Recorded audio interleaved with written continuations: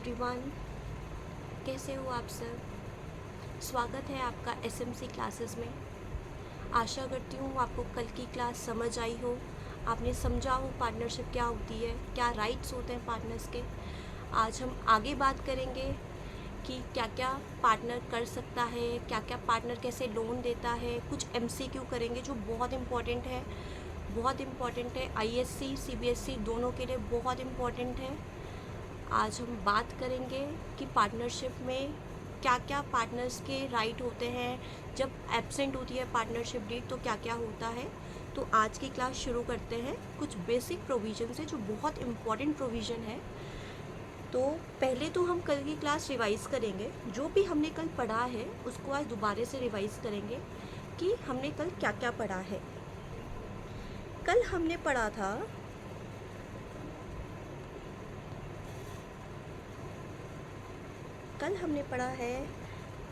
Revision करते हैं। पहले सबसे पहले हमने मीनिंग पढ़ा है पार्टनरशिप का।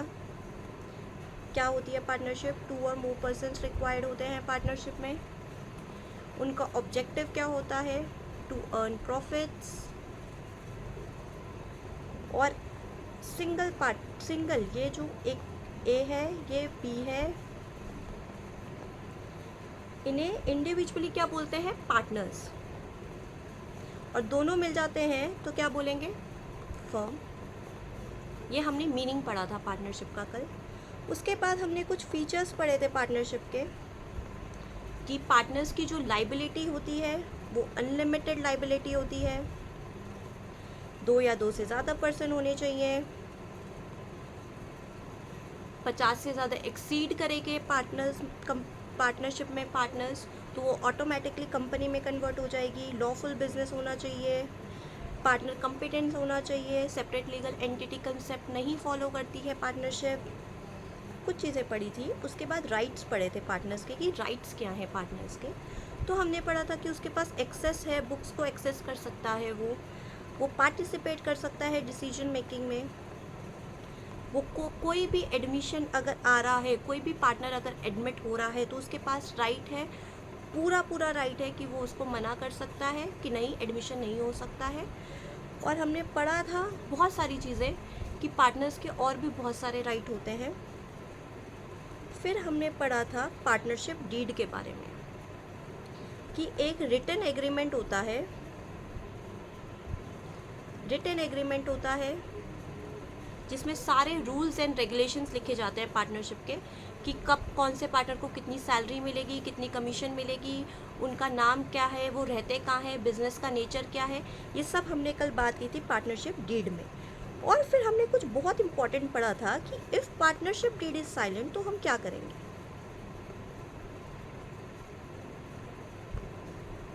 हमने कहा था इंटरेस्ट ऑन कैपिटल देंगे, नहीं देंगे। इंटरेस्ट ऑन ड्राइंग चार्ज करेंगे, नहीं करेंगे। प्रॉफिट रेशियो क्या होगा? इक्वल होगा जी, ठीक है, इक्वल बांटेंगे। उसके बाद हमने बात की थी क्या? सैलरी और कमीशन मिलेगा? नहीं।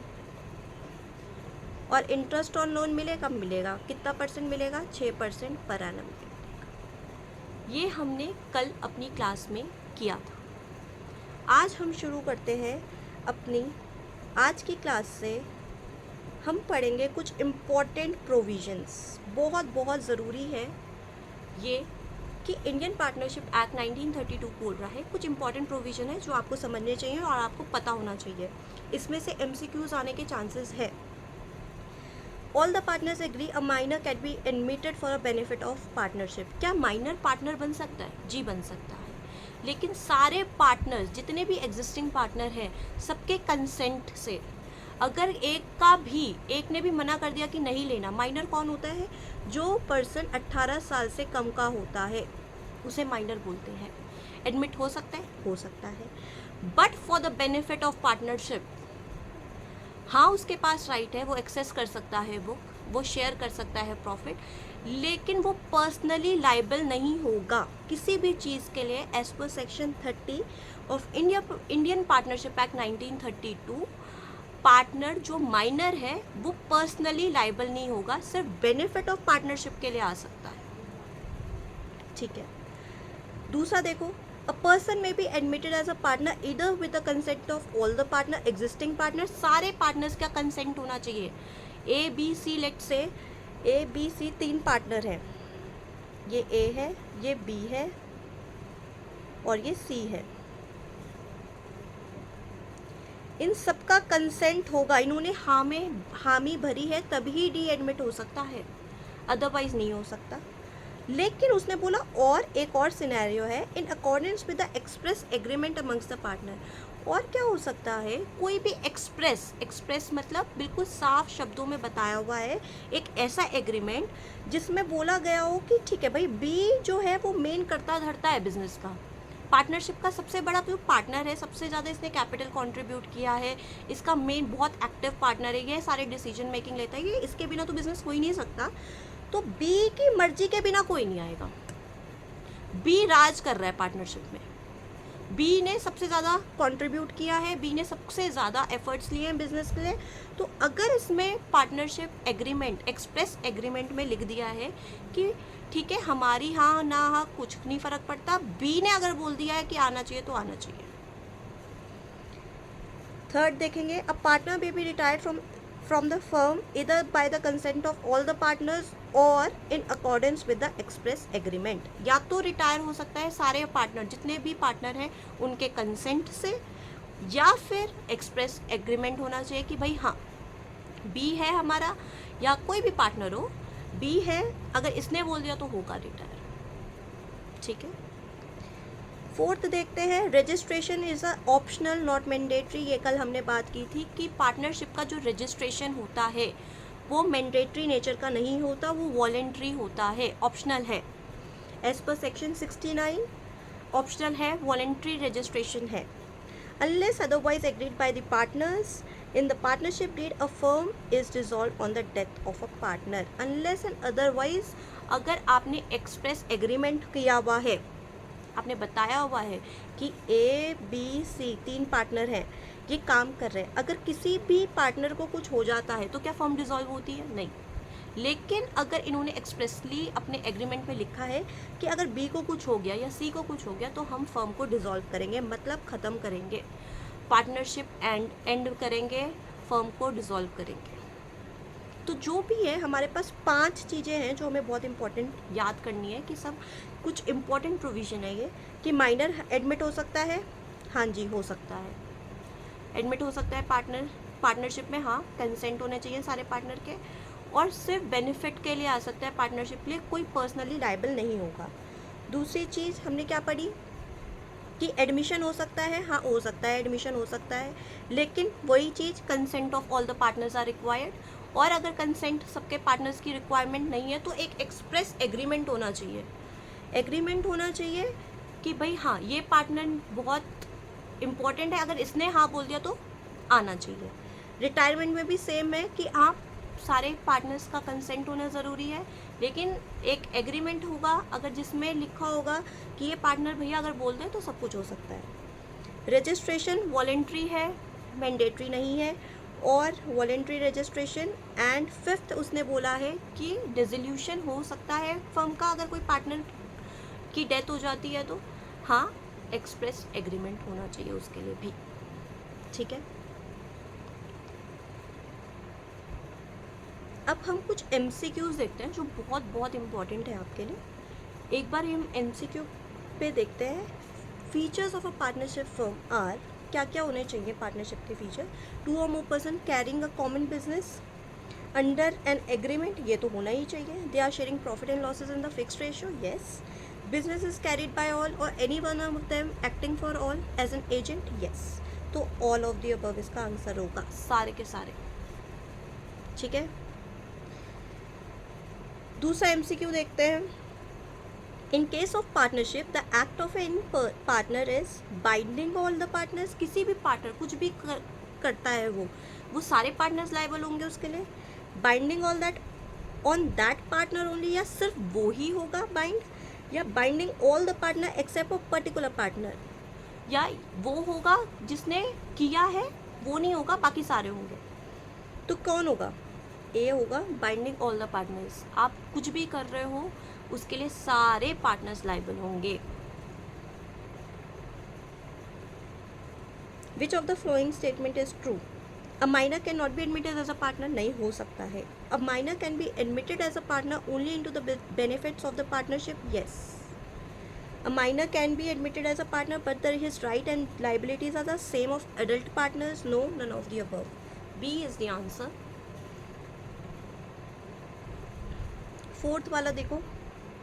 The relation of a partner with a firm is that of an owner, an agent, an owner and an agent or a manager. Owner भी होता है, वो प्रिंसिपल भी होता है और एजेंट भी होता है. कल हमने फीचर्स में पढ़ा था कि पार्टनर प्रिंसिपल भी होता है और एजेंट भी होता है. फिफ्थ वाला देखो. Which of the following is not incorporated in the under partnership act? Profit and loss are to be shared equally. No interest is to be charge on capital. All loans are to be charge interest at the rate 6% annum.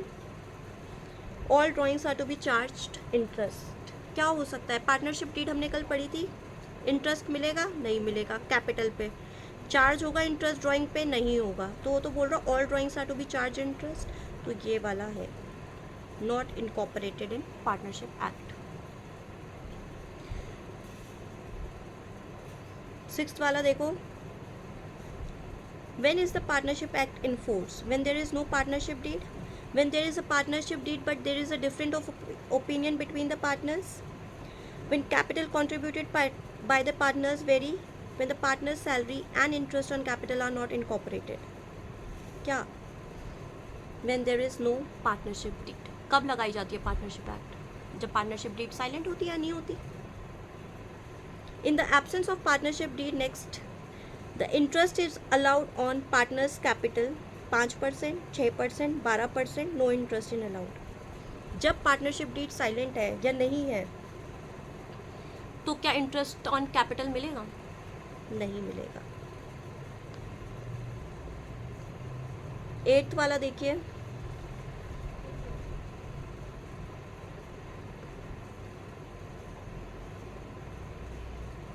Eighth वाला बोल रहा A B are partners in a partnership firm without an agreement.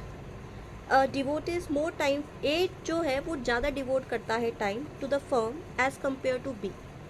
A will get the following commission in addition to the profit. क्या A ने ज़्यादा time दिया है अपना business को रन करने के लिए?